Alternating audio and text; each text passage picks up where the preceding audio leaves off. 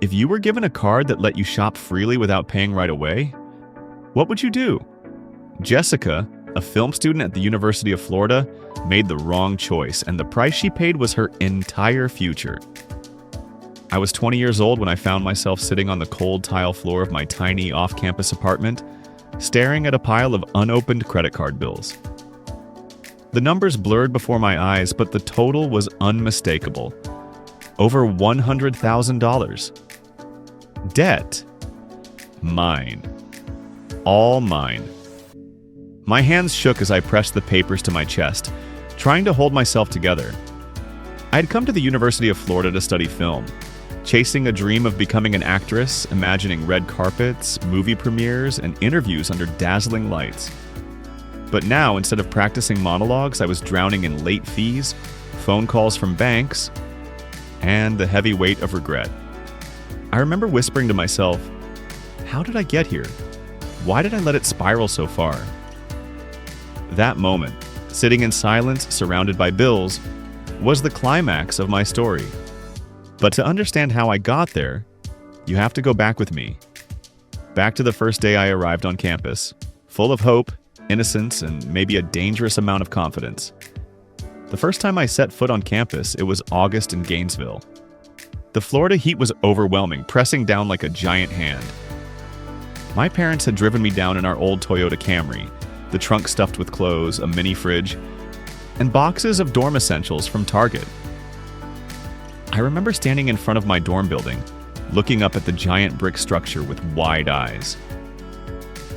This is it, I told myself. This is the beginning of the life I've always dreamed of. I was majoring in film studies, and my plan was simple. Learn the craft, make connections, land auditions, and somehow, some way, become an actress. My parents didn't have much money, but they believed in me. They hugged me tightly before leaving, reminding me to study hard, stay focused, and call home. What none of us realized then was how quickly financial temptation would enter my life. It happened the very first week. On campus, near the student union, there were tables lined up with colorful banners. Student credit cards, build your future today. A smiling representative handed me a form. She promised things like no annual fee for students, cash back on every purchase, build your credit while you're young. I was 18. No one had ever explained credit cards to me in detail. The idea of buy now, pay later felt magical. Almost too good to be true. So I signed up. When that shiny piece of plastic arrived in the mail, it felt like freedom.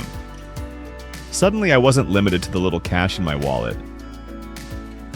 I could buy coffee without worrying, treat myself to dinner with new friends, even order clothes online late at night when I couldn't sleep.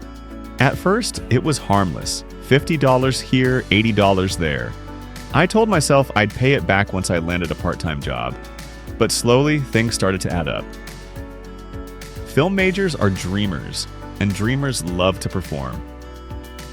My classmates dressed in stylish outfits, quoting famous directors, sipping iced lattes between classes. I wanted to fit in. So I bought new clothes. Not from thrift stores, but from shiny shops at the mall. $120 a dress here, a $300 handbag there. I convinced myself it was an investment in my image. Then came the nights out. Gainesville is full of bars, clubs, and late-night diners. My new friends always seemed to have money to spare. I didn't want to be the boring one who stayed home, so I swiped my card again. $60 for dinner, $40 for drinks, $25 for Uber rides. It didn't feel real. After all, I wasn't handing over cash. I was just swiping a piece of plastic. By the end of my first semester, my balance had crept up to $3,000. When the bill came, I panicked. But then I noticed the minimum payment option. Just $25. That felt manageable, so I paid it and kept spending. Soon, the credit card company increased my limit.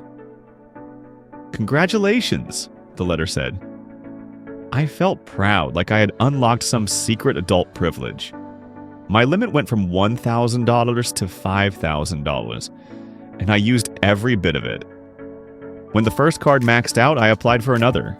It was shockingly easy.